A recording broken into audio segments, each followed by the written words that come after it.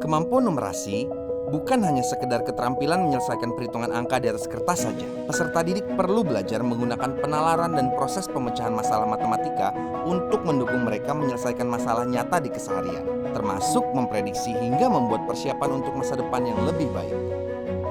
Mari simak cara Ibu Novita membawakan topik suku bunga tunggal dan majemuk menjadi lebih dekat dengan keseharian peserta didiknya.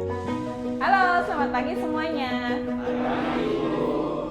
Tadi pagi sebelum Ibu masuk kelas, Ibu melihat kalian ada yang sedang berdiskusi tentang pentingnya menabung untuk masa depan.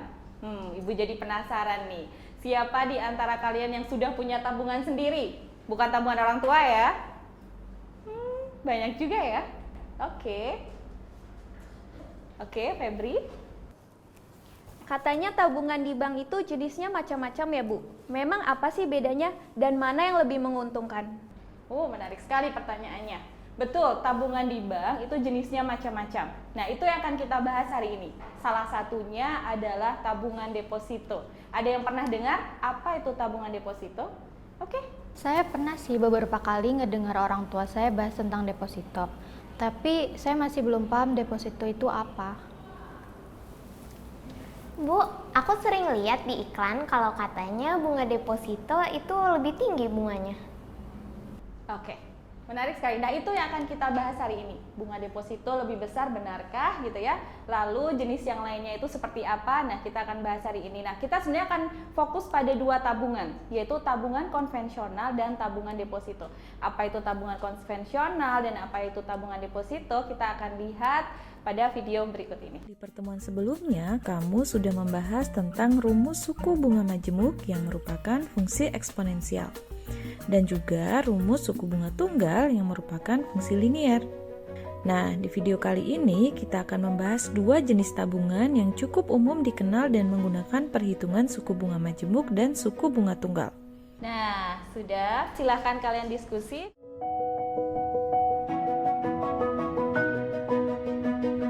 Ibu punya tabel seperti ini. Silahkan kalian tempelkan di sini. Kira-kira mana ya yang sesuai?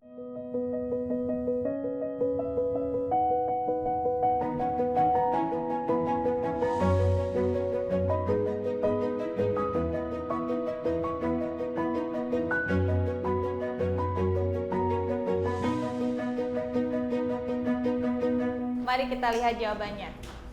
Menurut kalian nomor 1 betulkah deposito menggunakan bunga tunggal? Betul. Nomor 2 tabungan dengan bunga majemuk? Betul. Terus kemudian tabungan kemudahan dalam penarikan, betul? Oke, dan ini denda saat penarikan lebih awal, itu untuk tabungan konvensional, betul? Kalau kalian menarik uang di tabungan, apakah akan ada denda? Tidak ya, jadi denda untuk penarikan lebih awal itu hanya untuk tabungan deposito. Oke, kemudian perkiraan tabungan yang memberikan nominal bunga yang lebih tinggi. Oke, tabungan yang memberikan persentase bunga yang lebih tinggi memang tabungan deposito, tapi untuk nominalnya nanti kita lihat bersama-sama ya. Nah, selanjutnya kita akan membahas bagaimana bunga tunggal dan bunga majemuk itu berpengaruh terhadap besarnya tabungan konvensional dan tabungan deposito. Kita akan menghitungnya menggunakan spreadsheet.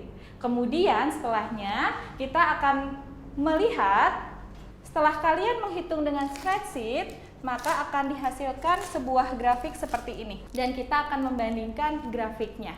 Oke, kita hitung dengan menggunakan spreadsheet terlebih dahulu. Silahkan buka laptop kalian.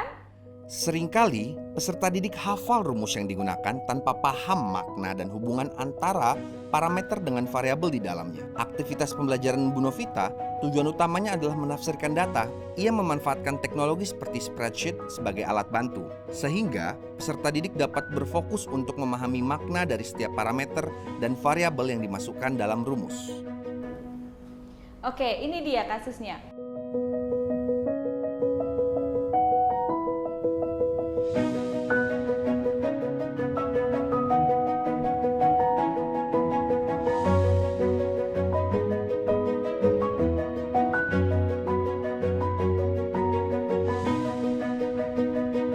Nah, coba nih kalian diskusi kira-kira mana yang lebih menguntungkan untuk Pak Jo.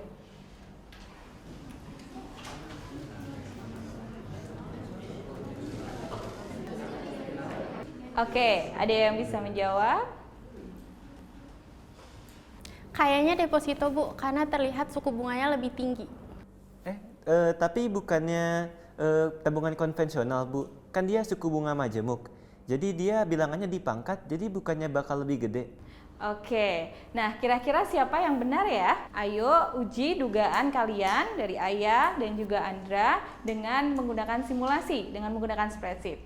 Yuk kita coba simulasikan dengan spreadsheet, kira-kira mana yang lebih tepat. Sekaligus kita juga akan menganalisa grafik dari hasil spreadsheetnya. Kemampuan melakukan interpretasi dan evaluasi data berfokus pada keterampilan peserta didik dalam merefleksikan solusi matematika, membaca hasil atau kesimpulan, lalu menafsirkan dan mengaitkannya dengan konteks masalah keseharian. Dalam proses ini, mereka menggunakan penalaran matematika saat melihat konteks masalah untuk menentukan apakah hasilnya masuk akal dan sesuai konteks. Oke, kalau Ibu lihat, kalian semua sekarang sudah punya grafiknya nih, simulasi dari tabungan Pak Jo. Nah, kira-kira mana nih yang lebih menguntungkan untuk Pak Jo? Ya, Cayara? Berdasarkan grafik, kami menyimpulkan bahwa jangka waktu menabung adalah 3 tahun. Sebaiknya Pak Jo memilih tabungan deposito, karena setelah ditambah dengan bunga, nilainya lebih tinggi daripada tabungan konvensional. Oke, bagian mana dari grafik yang memperlihatkan hal itu? Ya, Arkan? Dalam grafiknya, garis merah itu adalah tabungan deposito, yaitu posisinya di atas garis biru yang menunjukkan tabungan konvensional. Artinya, tabungan deposito jumlahnya lebih tinggi dibanding tabungan konvensional. Oke, ada tambahan dari kelompok lain? Oke? Oke, jadi kami setuju, tapi kalau durasi menabung ditambah akan ada titik perpotongan di grafik. Setelah itu garis tabungan konvensional akan ada di atas garis depositonya. Oke, kira-kira titik perpotongan, oke kita lihat. Ibu juga tadi sudah mencoba membuat simulasi untuk jangka yang lebih panjang. Betul, ada titik perpotongan. Kira-kira titik perpotongan ini artinya apa ya? Kalau titiknya berpotongan, berarti kedua garis bertemu. Tidak ada yang lebih tinggi atau lebih rendah, artinya jumlah tabungannya sama besar dong.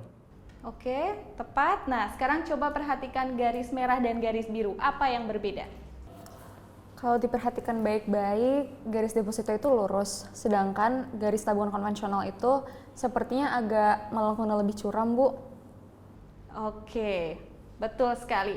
Nah, coba sekarang kita kaitkan ini dengan fungsi linier dan fungsi eksponensial. Ada yang pernah kalian pelajari?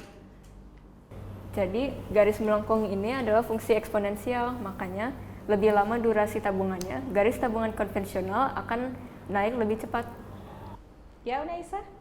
Jadi kalau nabung dengan deposito untuk jangka waktu panjang, rugi dong, Bu. Iya, betul. Tapi sebenarnya kondisi ini jarang ditemukan karena jarang orang menggunakan tabungan deposito untuk jangka waktu lebih dari 5 tahun. Oke, setelah melakukan simulasi ini, kira-kira apa saja ya yang menjadi pertimbangan kita ketika ingin menentukan jenis tabungan? Oke, Angel? Besarnya suku bunga, Bu. Oke, ada yang lain? Dan berapa lama kita mau menabung, ternyata juga penting, Bu. Kayaknya kalau untuk jangka pendek, mending deposito deh, Bu. Soalnya dia lebih menguntungkan, Bu. Betul, orang lebih banyak memilih deposito untuk menabung dalam jangka waktu yang pendek. Sedangkan tabungan konvensional, mereka menggunakannya untuk kebutuhan dana darurat. Setelah belajar tentang simulasi ini, semoga kalian jadi lebih tahu bagaimana cara memilih tabungan yang sesuai dengan kebutuhan kalian saat ini.